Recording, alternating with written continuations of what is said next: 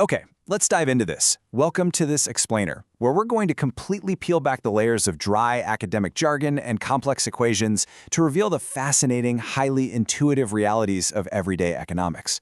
We're looking at Charles Wheelan's brilliant breakdown of how the world really works. If you're sitting there thinking economics is just about math and charts, well, get ready to have your perspective entirely shifted. To kick things off, let me ask you a profound, age-old philosophical question that you have probably heard 1,000 times. Ready? Why did the chicken cross the road? The answer, according to an economist, to maximize its utility. I know, it sounds like a bad punchline, but it's actually the foundational secret of human behavior.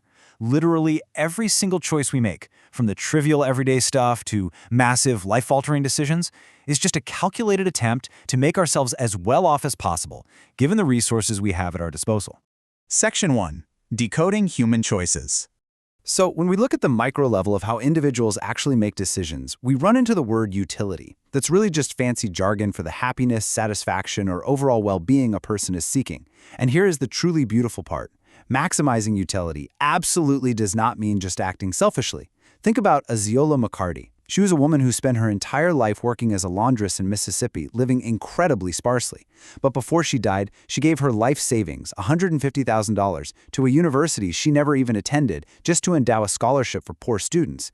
She maximized her utility by saving and giving her money away. It just goes to show that our personal preferences, the things that bring us joy and satisfaction, are deeply individual. However, trying to maximize our utility doesn't mean we always make perfect decisions. We suffer from something called bounded rationality. Basically, we use rules of thumb. We rely on intuition. And sometimes, well, we drastically misjudge risks. To put that into perspective, any given motorcycle journey is 14 times more likely to end in death than a trip by plane.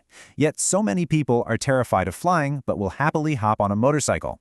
Or think about the famous cashew bowl experiment. If someone puts a giant bowl of salted cashews in front of you right before dinner, you might just eat them until your appetite is completely ruined, even if you know you shouldn't. Sometimes we just lack the self-control to do what actually makes us better off. Section 2. The Power of Markets. Who feeds Paris? Let's zoom out from the individual to the macro level. A complex modern economy involves billions, literally billions, of transactions every single day, and the vast majority of them happen without any central planner or government involvement whatsoever. This is the ultimate punchline of capitalism. The market aligns incentives so perfectly that individuals, just working for their own best interest, miraculously manage to coordinate a thriving, incredibly complex global economy. And this brilliantly illustrates exactly how the market communicates, through prices. You see, prices aren't just arbitrary numbers on a tag, they're like giant neon billboards flashing critical information to both producers and consumers all around the globe. Let's look at exactly how Paris gets its fish, step by step. No complicated graphs required, I promise. Step 1. Diners at a nice restaurant on the Rue de Rivoli start ordering more tuna sashimi. Step 2.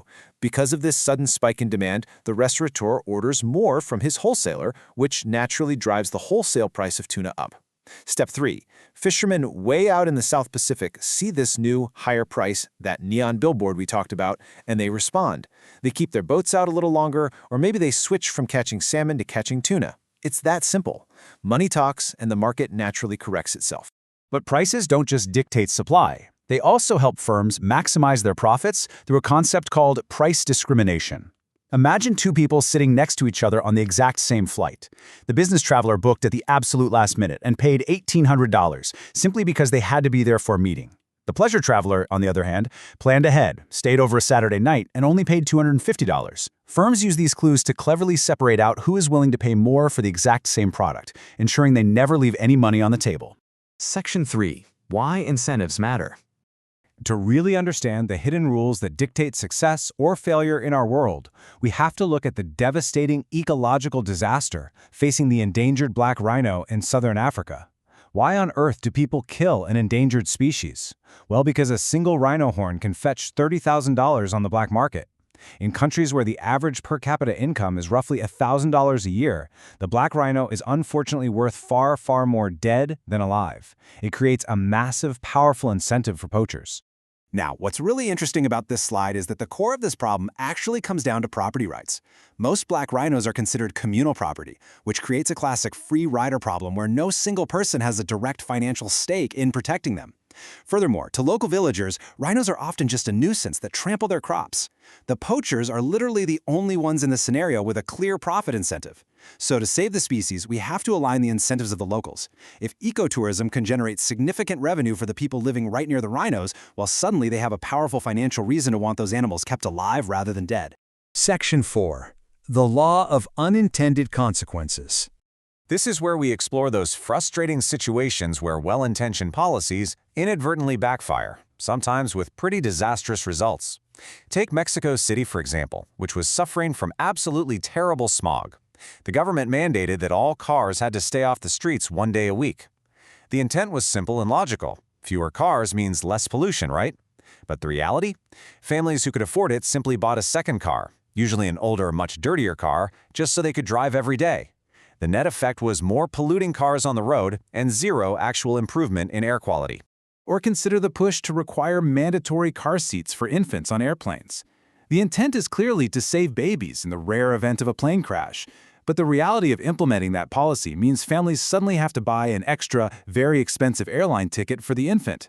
This raises the overall cost of flying so much that many families just choose to drive instead. And because driving is statistically dramatically deadlier than flying, this incredibly well-meaning policy could inadvertently push families into a much more dangerous mode of transportation. We actually see this phenomenon in public education as well. In most districts, teacher pay is uniform, based solely on experience and years of schooling, rather than classroom performance. The economic result of this is something called adverse selection. Because the most talented, highly effective teachers could often earn significantly more in other professions where pay is strictly linked to productivity, the rigid pay scale actually creates a strong incentive for the brightest individuals to leave the teaching profession early. Section 5. The Principal-Agent Problem. This concept takes us straight into the heart of corporate America, exploring exactly what happens when the incentives of an employee, the agent, are misaligned with the incentives of the employer, the principal. Let's see how this plays out in a very common, everyday scenario. Have you ever seen a sign at a fast food counter that says something like, "Your meal is free if you don't get a receipt"? Okay, let's break it down. Step 1, a cashier might want to steal cash by simply not ringing up the sale. Step 2, Burger King obviously wants to prevent this theft, but monitoring every single employee is way too expensive. Step 3, by offering a free meal to anyone who doesn't get a receipt, Burger King brilliantly incentivizes you, the customer, to audit their employees for them. It's a genius fix.